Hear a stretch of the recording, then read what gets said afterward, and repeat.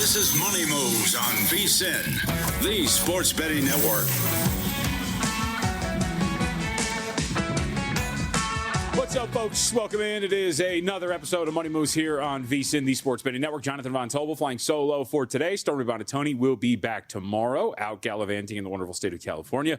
And we have a great show on tap for you today. We're going to cover all the bases. We'll get to the usual stuff as we always do. Have some great guests for you as well. But we got to start with some ongoing things, both breaking news and, of course, events that are happening as they stand right now. Let's start with a live sporting event as the FIFA World Cup resumed its play today. Group stage still going on. Argentina out on the pitch today against Austria. Halftime, current score, Argentina up 1-0 over Austria. Lionel Messi with a goal in the 38th minute makes him the historic goal. That is, he is now the leader in terms of World Cup history for total goals scored. Should have 2 to his ledger. Actually missed a penalty kick earlier in the game at about the 9th minute as well. Current in-game lines on the three-way. Argentina minus 550 favorite. The draw plus 450. Austria is 22-1. The total, which we'll write down here because I think if you're looking at some of the numbers, including the way that Messi and the Argentinians have played so far today, you could probably make an argument you deserve some more. But the total 2.5 over plus 128. These numbers courtesy of DraftKings right now.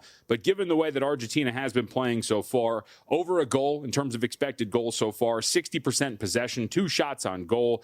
They should probably have a little bit more on the sheet as it stands. Don't think it would be insane to have Argentina get all 3 in totality for this game to get you over 2.5 at a plus price. So keep that in mind. 2.5 over at plus 128 for the game. We'll watch this second half, which should be a little bit higher scoring. But so far, the news of the day, not Giannis Antetokounmpo. We'll get to that momentarily. It comes from both college and the NBA as you get the news that Dusty May has decided to leave Michigan and take the job for the Dallas Mavericks head coaching position. May is the first college coach to take an NBA job since John Beilein back in 2019. He, of course, from Michigan as well, went to the Cleveland Cavaliers. A reminder that Michigan players do get a 15-day window coming up in a couple of days to see if they want to transfer. Mike Boynton Jr. is going to come off from the assistant spot and become the full-time head coach of Michigan, or at least that's what current reports are indicating. Everything changes at some point. But wanted to actually bring this up for a multitude of reasons because there's layers to everything. Now, it doesn't seem like there's going to be a coaching carousel restarting in college basketball because they're hiring from within.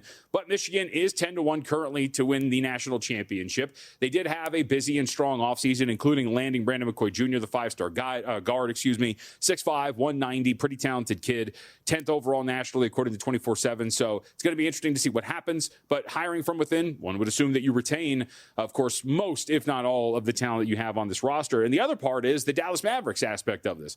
Remember, the Dallas Mavericks control the 9th overall pick in the NBA draft, which comes up tomorrow. And you've got a lot of Michigan players that are kind of floating around in that area that have been mocked to potentially go. And Amara is a minus 190 favorite to go inside of the top 10. Yaxel Landenberg plus 240, and then Morris Johnson Jr. plus 370. Of those three, Mara and Landenberg both really solidly in the mix for a top 10 selection. So does the presence of Dusty May as the head coach for the Dallas Mavericks change what Dallas wants to do with that selection? But let's not waste any more time. NBA draft will be part of our conversation throughout the day, so let's start the show as we always do.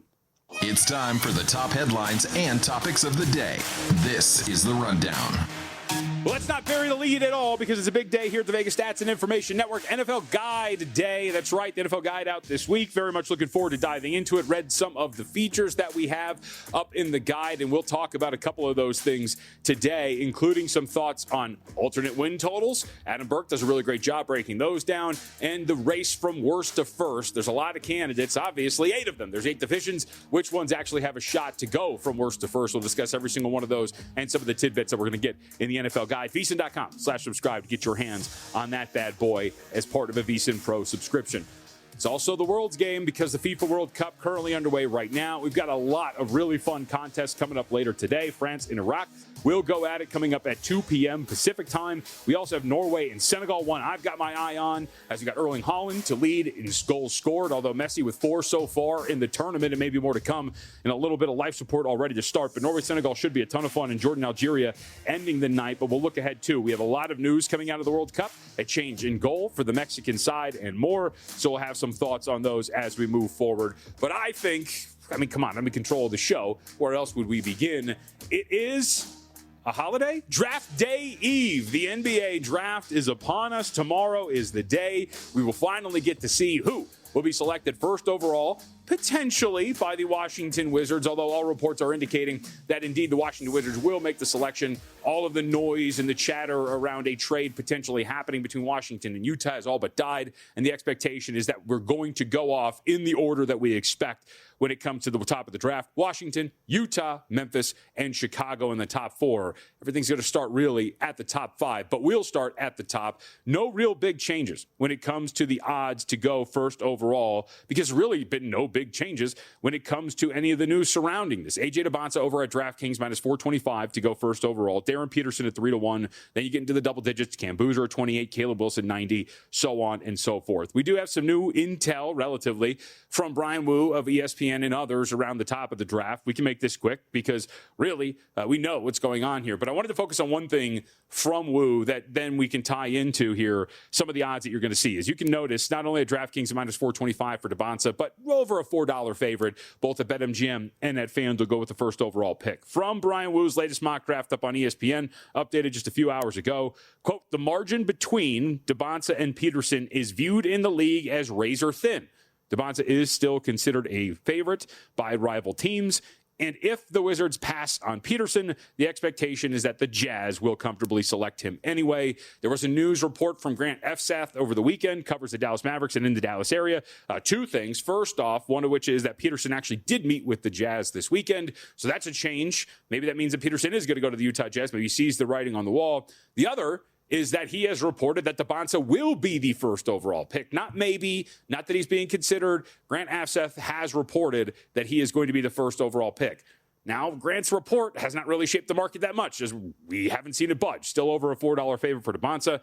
And this is the time now, as we talk about with all of these drafts, where market movements really do matter. In the next 24 hours, when you start to see these markets move, those are the ones that I'm really going to buy. So we'll see if we can maybe get some momentum on the Peterson side. And then the wide expectation at the top of the draft is that Boozer will go third and Wilson will go fourth. So with that in mind, let's take a look a little bit further down. And I'll say this, somewhat disappointing as somebody who really likes the NBA draft, and especially a draft like this, where there are so many college players. What's been one of the biggest complaints about the NBA draft in the last few years? So it's been that there's a bunch of European players at the top that you and I and many others aren't particularly familiar with. Alex Sarr, Noah Essengay, Zachary Risacher, all of these names that we didn't really get to watch college basketball, didn't get to play in the NCAA tournament. Well, now it's filled with Americans, or at least players who played for American universities that we got to watch for months on end in college hoops. And yet there's not really that many offerings out there. Some books only have top 10 index props. Some have a smattering of draft position selections as well. You've got the first through 10th picks in terms of index props there as well, but really kind of disappointing in terms of what is being offered so far. So we have 4 draft position props that are at least available to you right now. We do have some intel surrounding these guys. Let's start with Darius Acuff Jr. as we inch closer to the draft. Currently up there at 6.5 for his draft position, over at plus 120, under minus 155. We could say that Acuff could be, quote, sliding, despite market pricing saying that he's really not. Interestingly enough, Brian Wu has reported that the Clippers are either going to select Keaton Wagler or heavily considered Michael Brown Jr. Well, obviously, neither of those guys are Darius Acuff Jr. Wagler and Michael Brown Jr. are actually considered by rival teams as the 2 most likely candidates if the Clippers stay put. That's according to Brian Wu. So that would, in theory, eliminate the 5th overall pick for Darius Acuff. So that leaves you just with that draft position. If we're buying into the fact that the Clippers are between, Michael Brown Jr. and Keaton Wagler, then that means Darius Acuff would have to land, if you're betting that thing under at minus 155, that he would have to land with Brooklyn at number 6. Well, in Wu's latest mock draft, Brown Jr. is the selection for the Brooklyn Nets. And this is from Wu himself. Quote, Brown seems to have gathered momentum on the workout circuit. Brooklyn has shown real interest. Nate Ament is the other player thought to be in the conversation for Brooklyn. Other names that have been reported for the Brooklyn Nets included Dave Mara coming out of Michigan, and yet still no Darius Acuff Jr., and yet he's still sitting there under minus 155 with his draft position at 6.5. And then you get to Sacramento. According to Wu, sources say there is strong mutual interest between Acuff and Sacramento. Acuff is drawing consideration from the Clippers and Nets, but much of the talk in recent days points to him landing in his preferred destination of Sacramento. So if that's the case, again, you're looking at these selections. Darius Acuff right now to go with the 7th overall pick would be plus 190. That is the favorite option right now. But really kind of clashing with where we're at in terms of the way that he is being priced, at least when it comes to his draft position. Keaton Wagler, draft position of 7.5, over plus 220, under minus 290. Recently, reports have indicated that Wagler has canceled some of these workouts and really has just met with the Clippers and the Bulls, and that his expectation is that he's going to fall within that range. Those 2 visits, that was it. Brooklyn, Sacramento, canceled trips there. So it's a decision that suggests that he's comfortable with his standing. I have not seen a lot of where Wagler would end up going if both the Clippers and Nets pass on him. Would assume that he's just the next guy off the board. So maybe that means the Sacramento Kings would be interested, but that does not seem to be the case. So perhaps Keaton Wagler, who is priced at under minus 290 at 7.5, would slip a little bit if the Sacramento Kings still have the choice between him and A-Cup, because they seem to have their eyes set on what he is. Kingston Flemings, 9.5 under minus 230. This one's a pretty interesting spot as well for Flemings, only because he has slipped. We thought he was going to be a top 7 pick, but now he's precariously perched right there outside of the top 10. And then Mikal Brown Jr., as we just mentioned, 6.5 plus 240 the over, minus 330 on the under. Does seem like there's some real strong momentum for him to go at 5 or 6. But floating over all of this, and especially at number 5, is, of course, what's going to happen with Giannis Antetokounmpo. There's been a lot of rumbling that it is down to the the Boston Celtics and the Miami Heat. Shams Charania went on Get Up this morning and confirmed those reports. Brian Windhorst has all but confirmed those reports as well. But still, the Clippers hanging out there in this weird nexus with the 5th overall pick that could be tempting if the Bucks want to forego both deals that are out there. And there's been reports of a secret 3rd team potentially that has some interesting pieces. Whether or not they'll win that battle remains to be seen. We'll have more on Giannis Antetokounmpo coming up on the other side. We've got plenty of news, notes, and a little bit on baseball as well. We're just getting started here on Money Moves. Not going to want to miss a moment because we have a jam-packed show and a lot to get to over the course of the next hour and 45 minutes.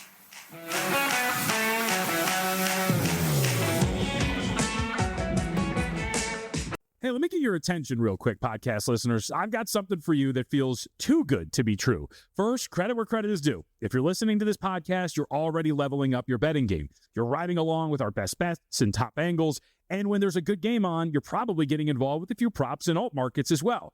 But there's one more layer if you really want to step things up, and that's VSiN Pro. Yeah, I've mentioned it before, but things are only getting better for our pro subscribers. We just rolled out our MLB prop projections, breaking down some of the best edges across strikeouts, hits, home runs, and more. And that's on top of everything else pro subscribers already get, including public betting splits, expert picks, and betting guides across the sports calendar. If you haven't tried it yet, stop sleeping on it. You can get your first month for just $9.99 or save big with promo code POD26 on an annual subscription. Hit the link in the description and start cashing in with VSiN Pro. All right, now back to the show.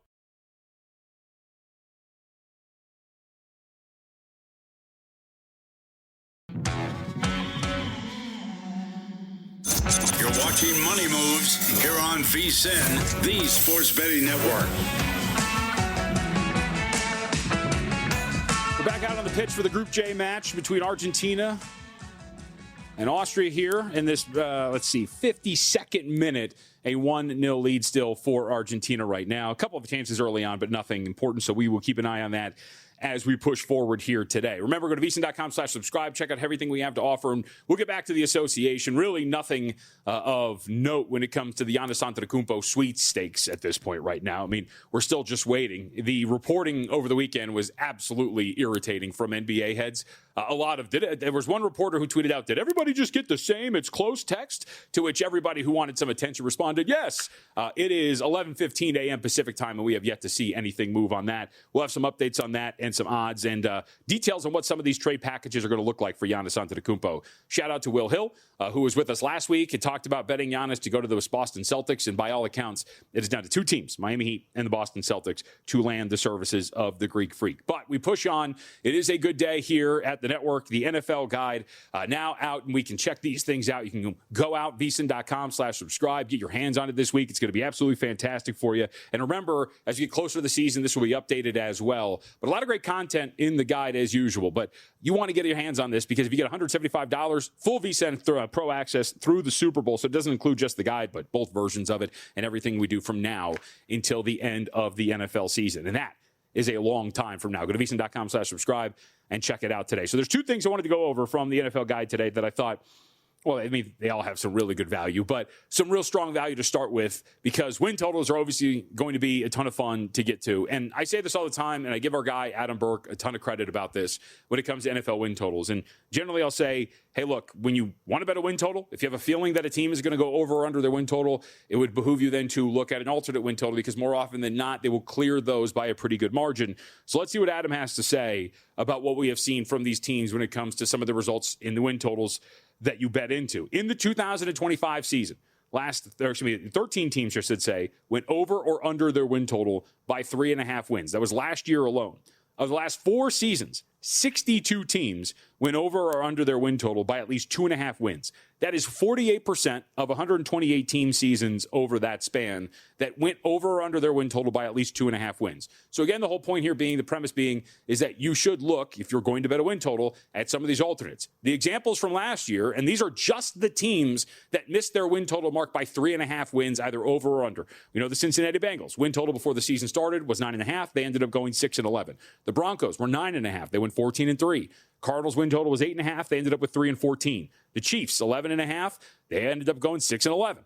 Commanders 9.5, 5-12. Jaguars 7.5, 13-4. The Jets 6.5. They went 3-14. Patriots were 8.5, blew by it at 14-3 last season. Top seed in the AFC. Raiders 6.5. They go under. They get 3-14. Ravens at 11.5 finish 8-9. The Seahawks at 8.5 go 14-3, and then the Tennessee Titans with a win total of 6.5 go 3-14. And remember, these are just the teams that missed their mark by 3.5 wins. There were also quite a few teams that missed their mark by 2.5 wins, so on and so forth. So it's always worth looking at some of the alternate win totals for these teams that you believe could actually do such a thing. So with that, came up with a couple of teams that I think are worth discussing from this standpoint. There will be some crossover to the first, or from worst to first runs, because there are going to be some teams that are candidates to go over their win totals, and thus we'll talk about their alternate win totals. But the top candidate I think a lot of people are going to circle, and we've heard a lot about them, have been the Detroit Lions. Win total of 10.5. It's a pick over at DraftKings. If you want to look at some alternate win totals for the Lions, 11.5 over plus 175,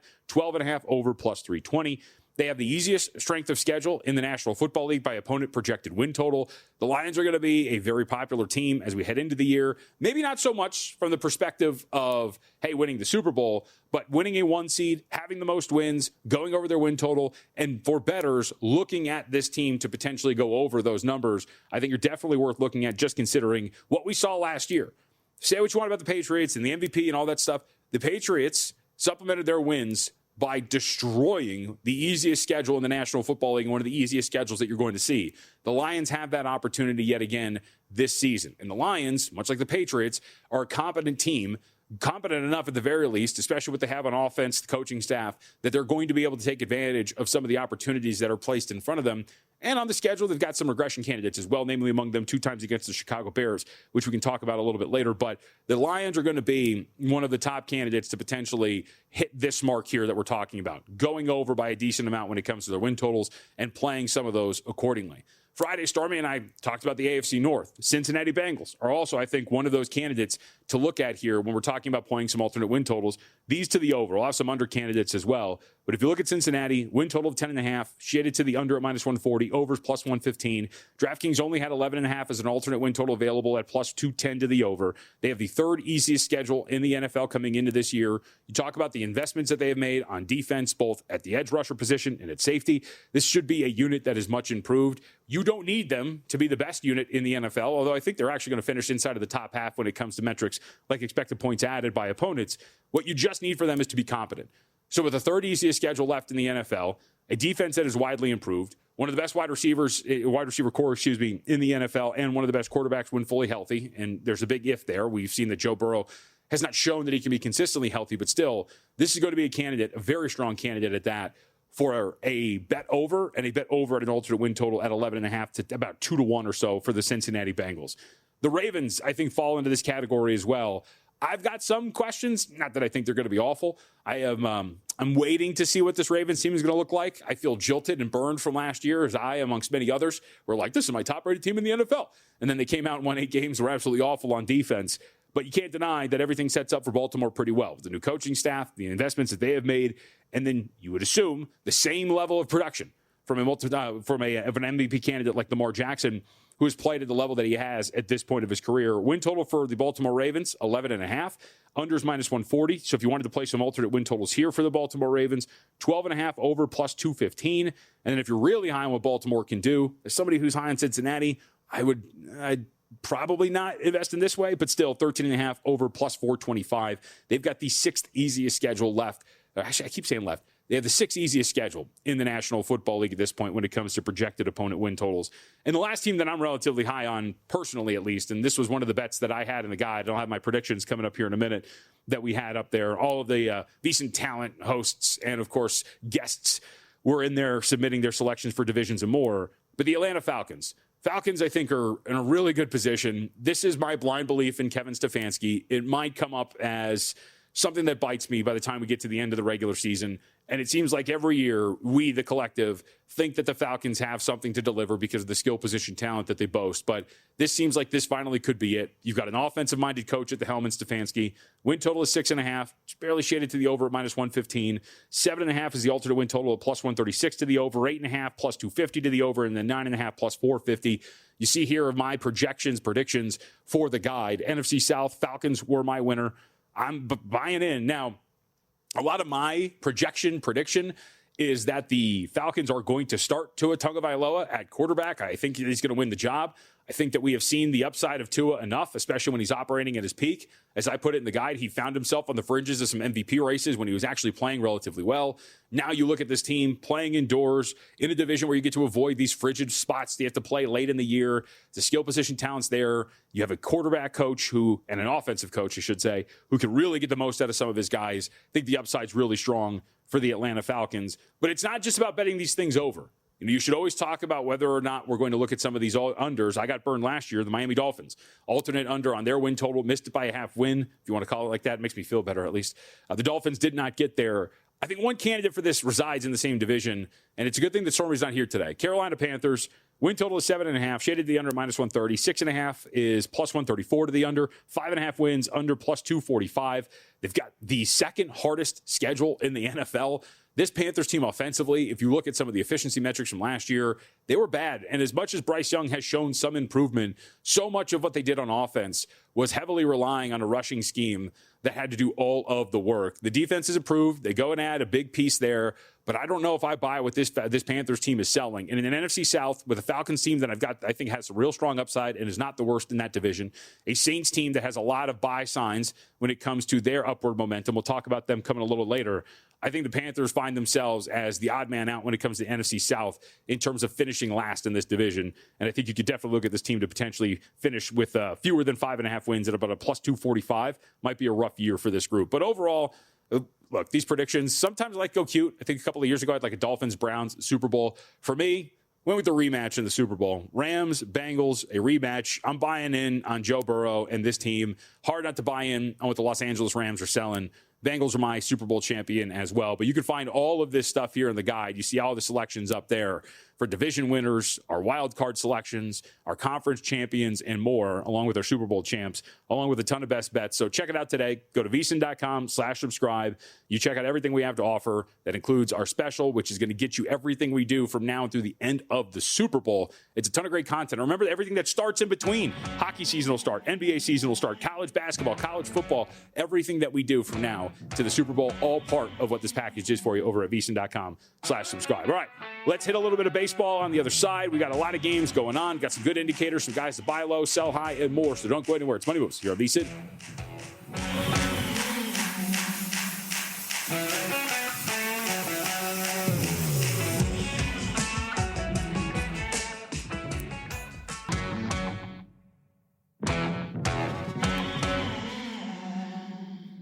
You're watching Money Moves here on VSiN, the Sports Betting Network. Still that 1-0 lead for Argentina over Austria. We're in the 66th minute right now. The Argentinian side does kind of have to be kicking themselves, and not a soccer pun, because they have had a lot of opportunities here in this game to pull away, and that has not been the case. Messi's goal, the lone difference so far.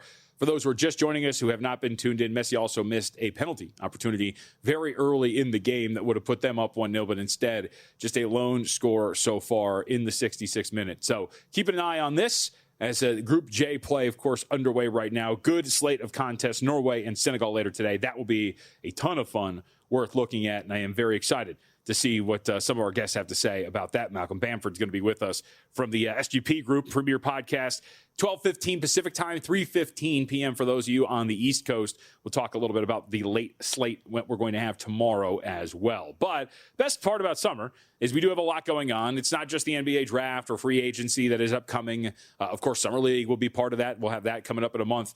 We have the NHL draft, which we'll hit on a little bit later this week. I think we have a special guest. I don't want to confirm whether or not we do, but I think Stormy's been working hard as we can look ahead to the NHL draft. But baseball, of course, hot and heavy and well underway. So let's take a look at some of the games that we have coming up later today. I've got some games that are interested in me, so I'm not going to go through every single one of them, or I will at least try, but I'm going to start with the ones that I find the most interesting first. Let's go to Texas and Miami. Kumar Rocker and Tyler Phillips. Rocker is the projected starter as of a few hours ago. I believe we're still there with Rocker projected to get the start. And no, of course not. See, this is why you double-check things.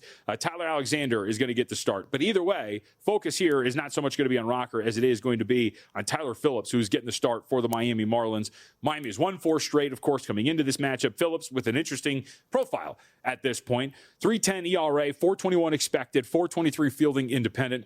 5th start of the season, 21st appearance for him. 4 of his last 5 appearances have been starts. He's pitched at least 3 2/3 in his starts so far this year, so you can expect an adequate outing from Phillips in that regard. But if you look at his last start coming out, got knocked around on the road against Philadelphia. 4 innings pitched, 6 hits, walked 3, gave up 8 earned runs, taken even 3 times by the Phillies in that start.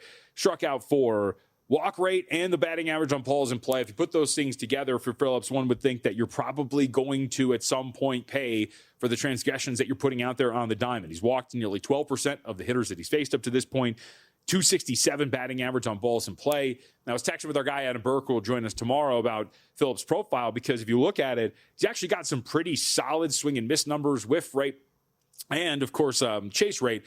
2 metrics that are well above average for him, at least when it comes to the percentiles, and yet the K rate's down there pretty low, and you wonder why. Well, it's because he's pitching the bottom of the zone, getting a lot of bottom zone swings and misses, so it's not like he's a dominant swing and miss guy. It's just the way that he is pitching, trying to induce ground balls, that you're going to get those numbers up, also not striking out a ton of guys. So you look at a couple of these things for him, and you would expect that maybe at some point, a guy like Phillips is going to get knocked around. Maybe the Rangers are going to be the ones to do it. Initially thought was to play over 8.5, but that was when I thought Rocker was going to get the start. Maybe looking at the Rangers to go over a potential team total. Lineup is still a little shorthanded, but still Phillips, one of those guys, and we have a couple of on the roster today that just, I always have a little bit of problem separating the noise when it comes to these dudes who pitch the contact the way like Phillips does. But I do think this might be a spot where the Rangers could have some offensive support. Over 8.5 potentially the play, but I think the Texas Rangers team total also might be worth looking at. Let's go to Yankees and Tigers. Right now, this is a pretty fun pitching matchup on the surface. Garrett Cole is going to get the start. He's going to oppose Framber Valdez. Yankees have dropped the last 2 of their home series to Cincinnati over the weekend. They're 1-3 in their last 4 games. Tigers, on the other hand, swept the White Sox over the weekend in Detroit, so in relatively good form as they head into this series with the Bronx Bombers. Let's take a look at Cole. Cole's got some pretty interesting numbers as well. 2.57 ERA and a 2.78 expected. You look at his last start, pretty solid, 6 innings pitched, gave up 3 hits, 2 walks, 2 earned runs, got taken deep in that one, struck out 6. But what stands out about Garrett Cole's overall profile is some of the deeper metrics. For example, 213 on batting average and balls in play, always generally an indicator that probably, you're getting a little lucky, and that should revert back to form. Then you look at the chase rate, which is pretty good. But how about this? When Cole has been challenging hitters, he has not really been getting there. Whiff rate of just 17%.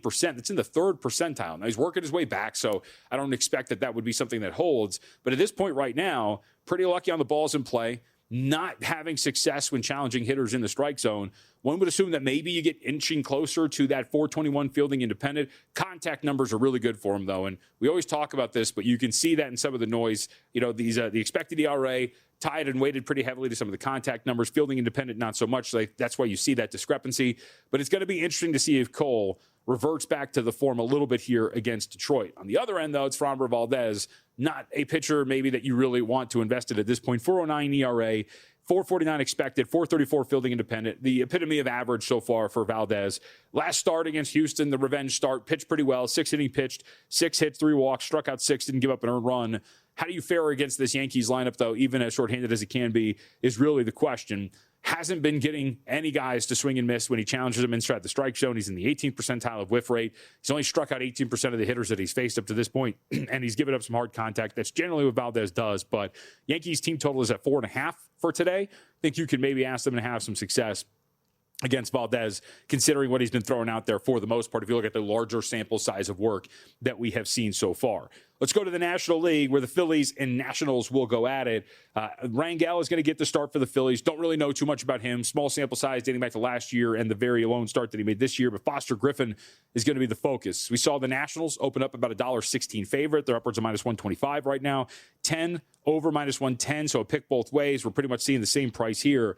Let's look at Griffin, though. His last start, 6 innings pitched, 6 hits, 2 walks, an earned run, and 6 strikeouts against the Kansas City Royals. That was in D.C., so he started at home for a second consecutive outing. He has not allowed more than 1 earned run in 3 straight starts in 4 of his last 5. He has been on an absolute heater at this point right now. So let's take the last 5 in totality for Griffin. A 1.93 ERA, which is pristine. It is immaculate. However, a 4.04 expected ERA, a 4.43 fielding independent. It's that classic pitch-to-contact profile, which creates a ton of noise at this point right now. And it's one of my biggest weaknesses here when it comes to baseball, because you look at some of the contact numbers, the ability to get guys to ground into, whether it's double plays or just ground into outs in general. Griffin's been very, very good at it. A lot of his numbers would indicate at some point he is going to pay for what he has been putting out there in terms of hard contact and more. And if there was a lineup that you would potentially trust to get that done, could be Philly here today. Again, the market has moved with Griffin. Considering the way that he has pitched, I don't blame them. But given the way this Phillies team can swing the bats, I would assume that maybe if there was a lineup that would expose him for what he has been putting out there, it's definitely going to be a team, I think, like the Philadelphia Phillies. So Phillies live tonight. We'll talk more about this with best bets, but really tempted by Philadelphia in this game to get this done against the Washington Nationals. Let's go to the Astros and the Blue Jays up next. This is a fantastic duel on the surface. Hunter Brown is going to be out there for the Houston Astros. Dylan Cease will oppose him.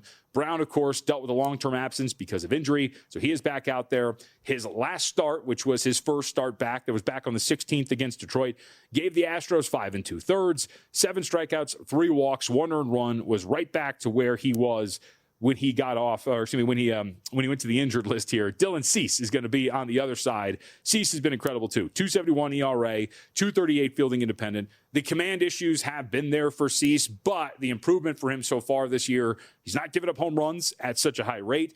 And the strikeout stuff, man, the whiff rate, the chase rate, all of these things, the strikeout rate overall have been so much more improved for Cease. We say this all the time with these hitters, or excuse me, with these pitchers. When you're able to mow down hitters, it doesn't matter as much when you give up some of these walks. And even though his command has been slightly worse this year than it was last year, ever so slightly, 9.8% to 10.2% in terms of walk rate, Cease has really balanced that out with a much better ability to strike guys out up to this point. Coming off of a pretty good start. In fact, his last 3 Cease, he's not giving up more than 2 earned runs in an outing. You go back to last time on the road against Boston, 5 innings pitched. He has only struck out 7, walks 4, didn't give up a single earned run, has only given up 1 earned run over his last 11, and has struck out 18 to 5 walks. So Cease has been dominant here. This looks like a classic pitcher's duel in which you're probably going to get something in this first 5. You could look at that first 3 under the half run. I think that would be low-hanging fruit, but still pretty tempting considering the way both of these pitchers are throwing the ball at this point right now. Hard to really bet an over and expect a lot of success given the way both of these guys in terms of their form. And the last one here, kind of the opposite actually of what we're seeing in this Astros-Blue Jays matchup. Shota Imanaga and Kodai Senga will oppose one another. Cubs and Mets are going to go at it. This one looks like a fun one only because you could get 2 guys out there that get completely knocked around. Cubs opened up as a small road favorite at minus 112, minus 104 coming back on the other side. Current numbers for Chicago have them at about a minus 122, minus 125 favorite. But it's really whether or not either of these guys are going to find some sort of positive form. Imanaga, you can make the case for potentially. 4.26 ERA. The expected ERA, though, under 4. Again, tying into some of the contact numbers for the most part. Hard hit rate is low. His barrel rate is high. So he's given up a ton of those barrels, which is not particularly great. But on the other end, you get Kodai Senga, who over 24 innings, it's a small sample size, but still It does not really look good, man. An ERA of 9, even the fielding and expected and all the other advanced metrics still have him well over 5. This has not been good early on, so he's just trying to find some form here. Against his Cubs lineup, might not pan out very well for him. I think it might be a little bit of a fairer price to look at the Cubs minus 125, given the way that Senga's looking and some of the underlying metrics for Imanaga. All right, we're still at 1-0 between Argentina and Austria. We'll keep our eye on that as we move forward. But on the other side, let's continue as we look ahead to some of the big moments, including a big WNBA card today and some big topics, MVP and more. Ed Sikmia is going to join us, on the other side from Covers.com.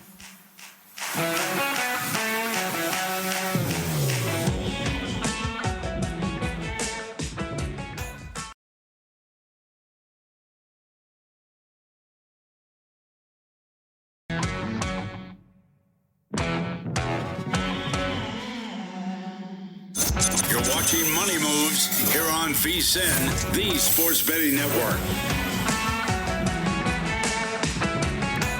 It's a busy summer, and as it continues on, we are inching closer and closer to the halfway point of the WNBA season. We've had a lot of fun results, including over the weekend and last night.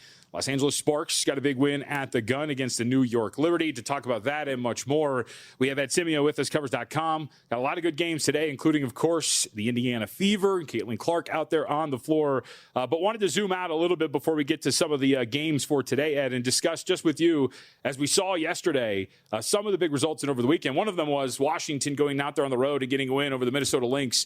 I think, along with everybody else, I'm not going to act like I am some sort of hipster here. Olivia Miles has been awesome. She's been great to watch. She has been one of the best stories of the WNBA so far. We got a fake update from the Lynx that they are closer to the end of the recovery for Napheesa Collier than the beginning. But I wanted to ask you, as you power rate this team, currently control the top spot of the WNBA, when she comes back, how good can this team potentially be with the way that Miles has been playing here? Well, we know how good they were last year, everything up till their run in the playoffs, which would be my only concern, is we've already seen them struggle a bit, even with Collier in the lineup when it came down to crunch time last year. But no, this team should be the favorite to win it all again, just as they were entering the playoffs last year. With Collier back, adds a lot more depth, a lot more strength to that lineup. And I think they have the talent to compete with, the Aces, the Liberty, anyone else you want to throw at them when it comes playoff time. Yeah, I think this is going to be a fun run, and I would expect at this point right now, I guess I'll ask this, being out here in Las Vegas, we get to watch A'ja Wilson up close and personal. Does Olivia Miles, if she keeps this up, have any opportunity to steal not only Rookie of the Year, but could she actually take MVP as a rookie? Is there any historical precedent for this? I think she's definitely making a run at that Rookie of the Year award, and I would probably pick her to win it right now. In terms of MVP, though, I think this is A'ja Wilson's race to lose. I think she's an overwhelming favorite. The sports books back that up, and for good reason. There's just no other player in the WNBA right now like her that impacts the game the same way Wilson does. And honestly, that's why, in my view, the Aces are still the favorite in my mind, if not in the betting lines, to win a title again this year. All right, we'll talk some individual games again. Ed Sikmia with us, Covers.com. Let's go to the Chicago Sky on the road against the Connecticut Sun. Chicago has been in a couple of tight ones here in their last few contests. Now they get to hit the road to take on the Sun. We're looking at 3.5 in the current market. Total's about 169.5. What do we do with this one? Yeah, I mean, I'm here in Connecticut. You talk about being out there in Vegas, and people love women's basketball here. Obviously, that runs deep.